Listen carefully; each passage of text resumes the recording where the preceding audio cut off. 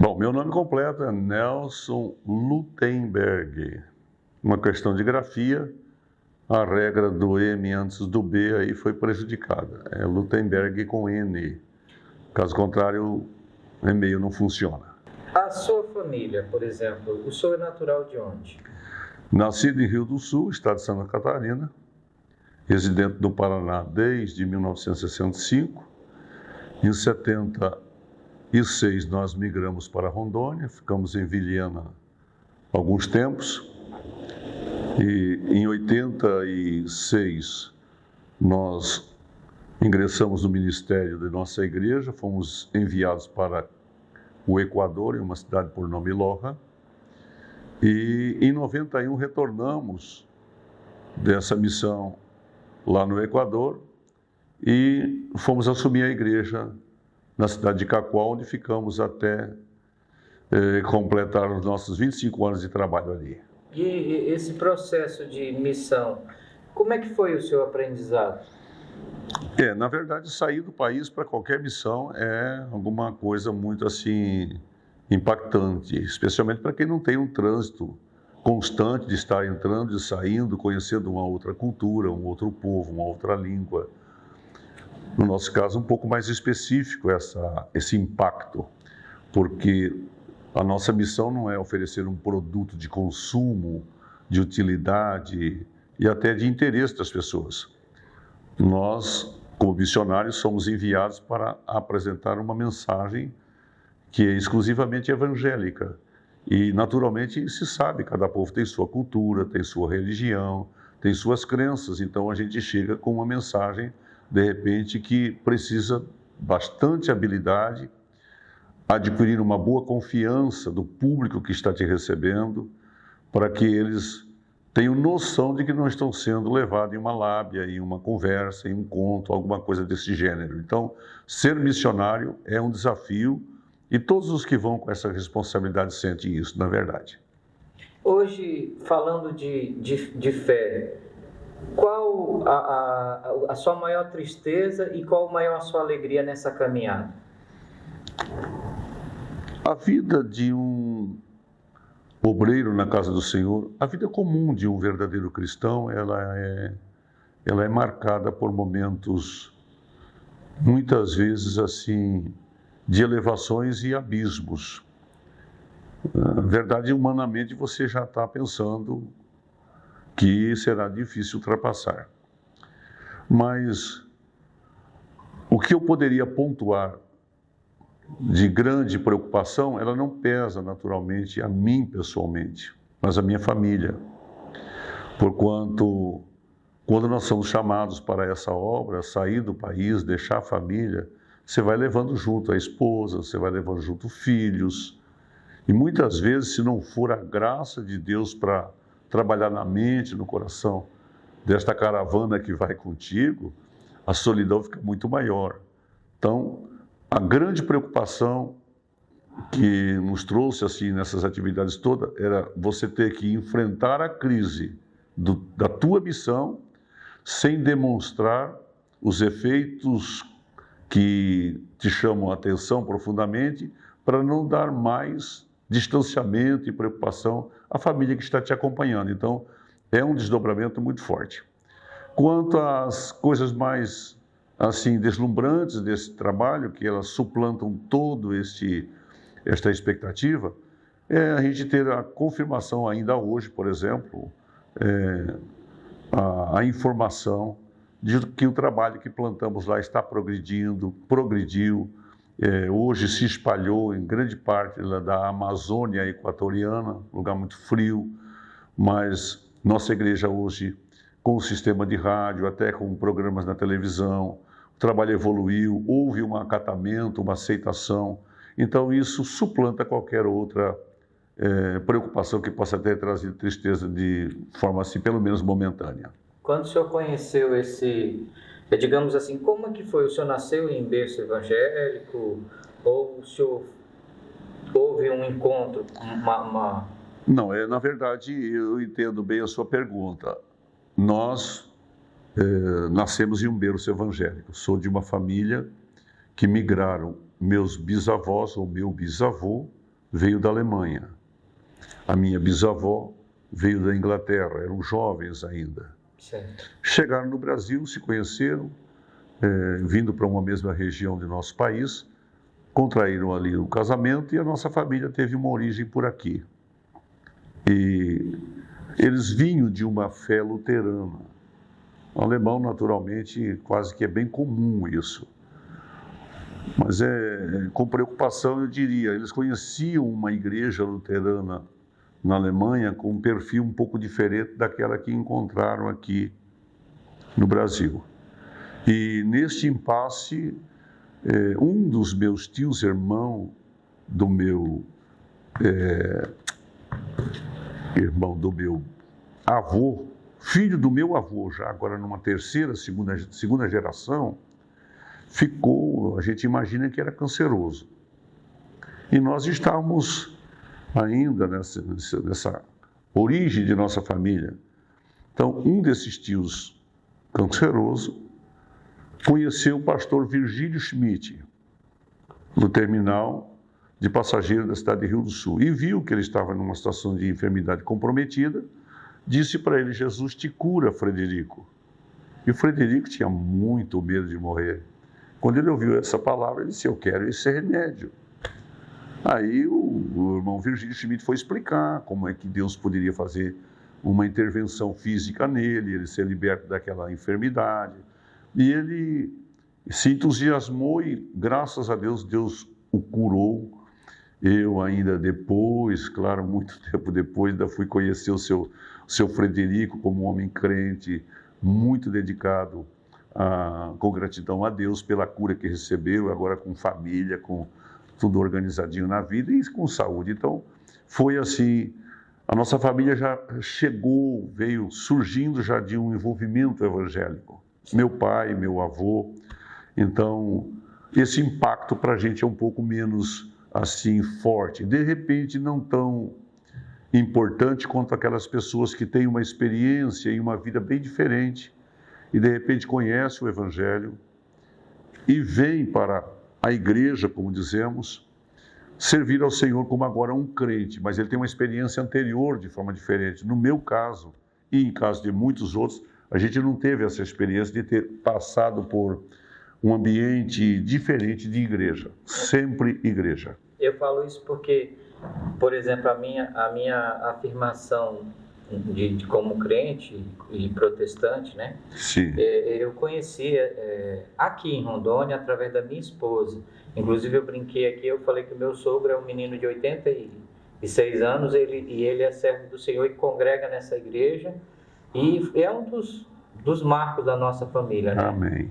E um versículo que o senhor que fala muito com o Senhor, um livro da Bíblia que o senhor... Olha, João escreveu e eu trago isso em memória, guardado assim comigo, constantemente nos momentos assim que todos passamos momentos difíceis na vida, né?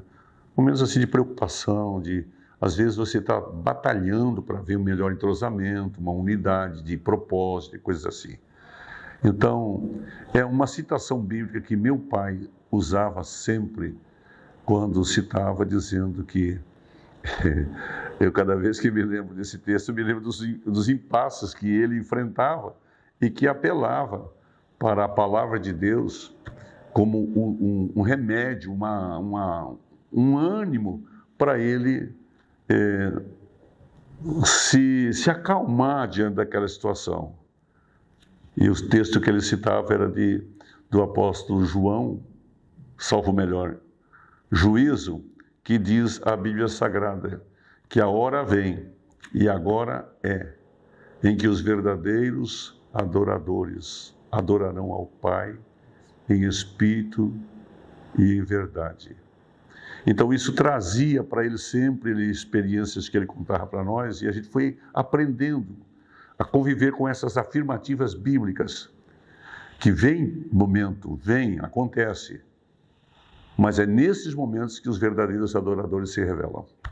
A minha esposa sempre, ela tem um termo que quando a gente sai, eu ando de moto e a rua trepida, ou você tem um importuno nesse trajeto, aí você vai reclamar, ela disse, Meu filho, acabamos de orar. Em que nós somos É reprovados? verdade.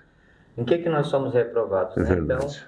é uma sabedoria. É por isso que eu sempre gosto de dizer que nós, sem a nossa companheira, né? O que o senhor diria para Rondônia, para Porto Velho, a respeito da sua vinda e dessa casa?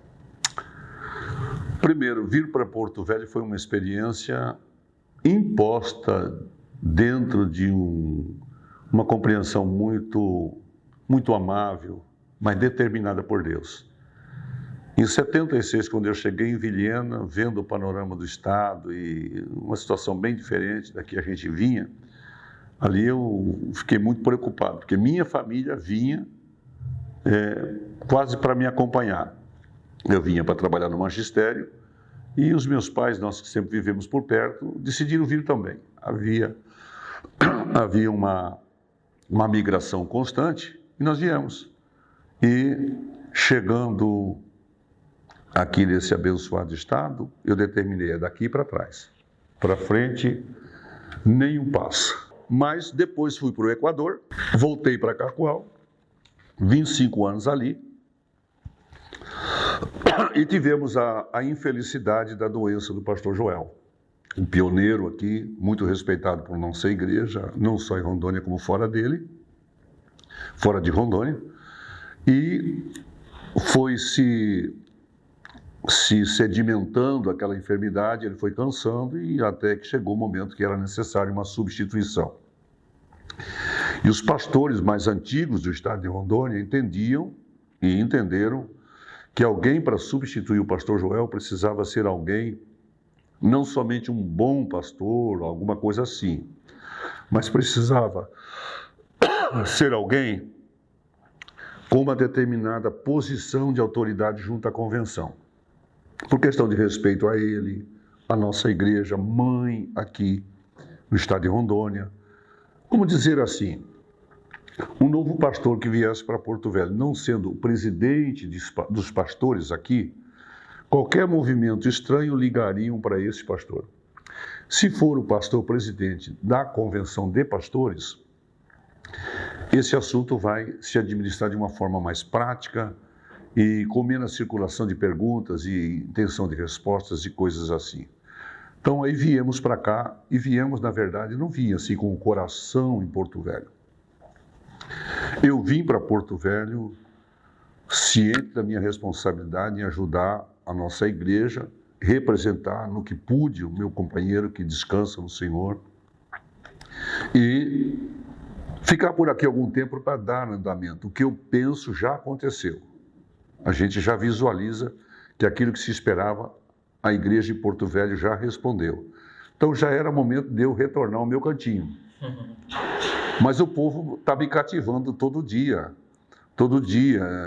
graças a Deus ao recurso das mídias, da projeção dos cultos, e eu vou num comércio onde eu nunca tive com frequência, aí eu chego num estabelecimento comercial, um funcionário, um cliente, um agente da empresa, já me chama pelo nome e me pergunta, de fato, o senhor é mesmo o pastor da Assembleia de Deus? Aí a gente acaba vendo que o povo porto-velhense é um povo rondoniense, um povo acolhedor, um povo que é amigo, ele abraça, ele recolhe, ele aceita. Então hoje, sinceramente, eu sei que o meu tempo aqui em Porto Velho não é tão longo e já me preocupa como será esse momento na hora de eu dizer à nossa igreja em Porto Velho, aos meus companheiros e às famílias que aqui estão, dizer, olha, cumpri a minha tarefa, exerci o meu ministério, falhei com certeza em muitos pontos, deixei de atender muitos outros, mas o que eu pude fazer foi isso e agora eu me recolho. Então isso já me incomoda bastante, porque Porto Velho foi de fato um público acolhedor a mim, a minha esposa, sem explicação. Maravilha. Pastor, com relação ao Congresso de Missão, qual que é a perspectiva hoje? O Congresso Missionário em Porto Velho nasceu assim de uma maneira muito febril.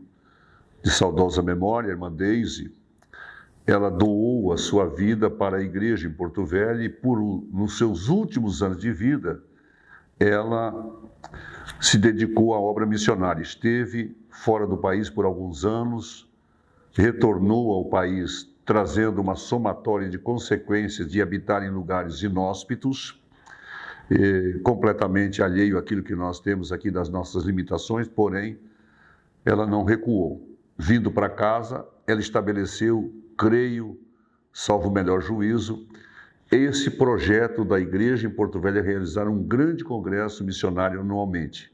Foi, na verdade, até antes da pandemia, um dos maiores trabalhos de nossa igreja aqui na capital.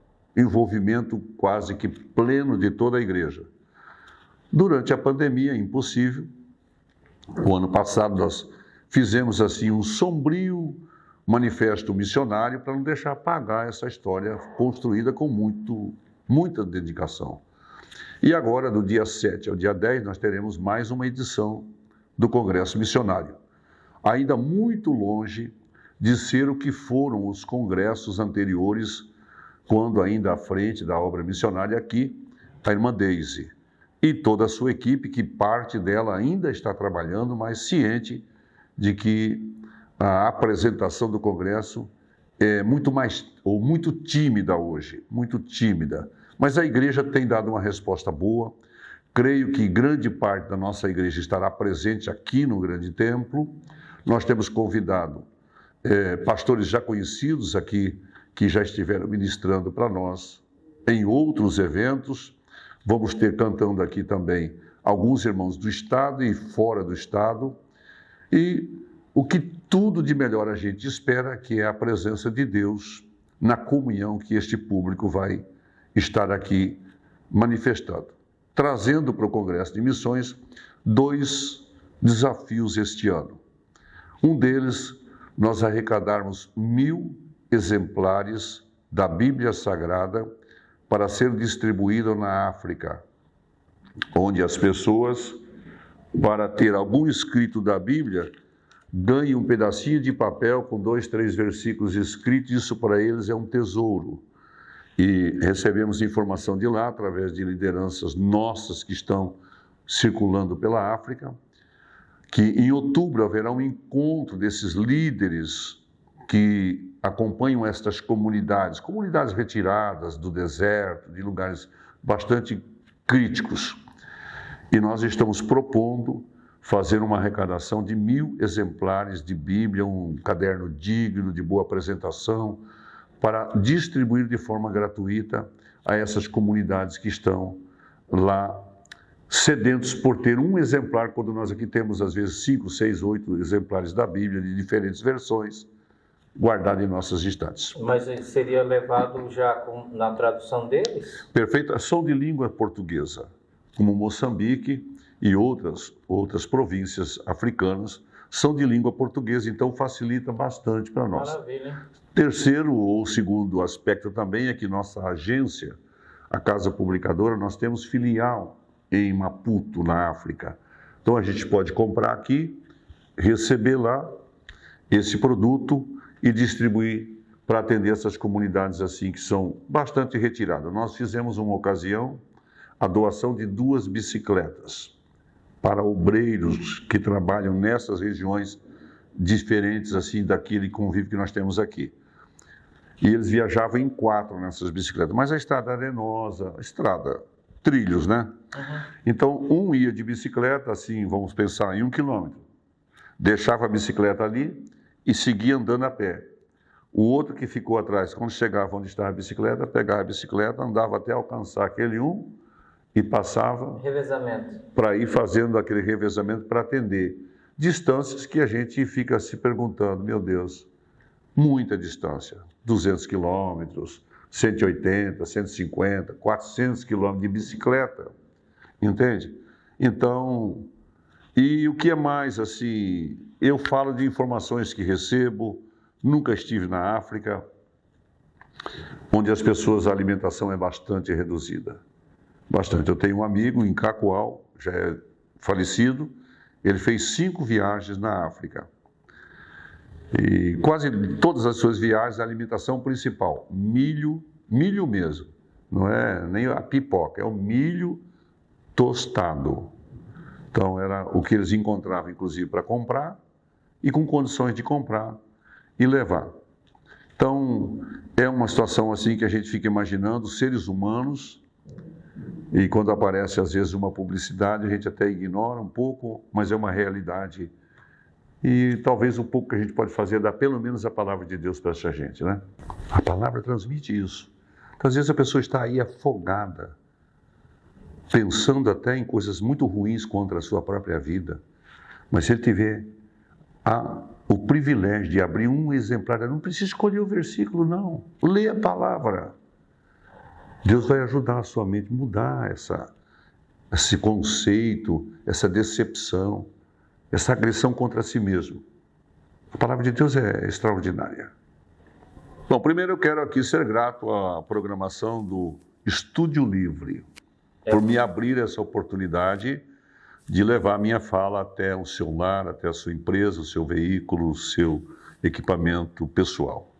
Também a Rádio Rio Madeira 105.9, minha gratidão por me dar também a oportunidade de estar falando e alcançando milhares de pessoas que talvez a gente nunca vai apertar a mão.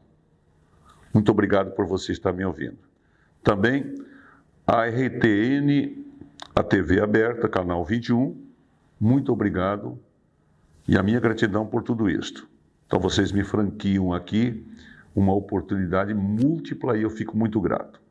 Gostaria de receber sua visita do dia 7 ao dia 10, meio-dia. Especialmente dia 10, das 18h30 às 21 horas, quando teremos aqui a finalização desse nosso congresso, informando também que nesta modalidade do congresso que estamos exercitando agora, não há inscrição, não há cobrança de taxa, você vem e tome um assento confortavelmente, o nosso ambiente está climatizado, participe conosco, Deus vai lhe abençoar grandemente. E eu tenho certeza que qualquer um dos nossos pastores que estarão aqui, que vão estar ministrando a palavra no domingo à noite, Deus falará ao seu coração. E uma vez Deus falando, essa palavra nunca mais vai sair daí. Você pode viajar, pode dormir, pode acordar, ter dificuldade, não ter. Sempre você terá o amparo, o apoio, a ajuda de uma palavra que Deus, por certo, falará ao seu coração. Fico grato pela sua vinda, fico grato pela empresa, pela programação que me dá o privilégio e desejo abraçá-lo em qualquer próximo momento. Até lá, na paz do Senhor.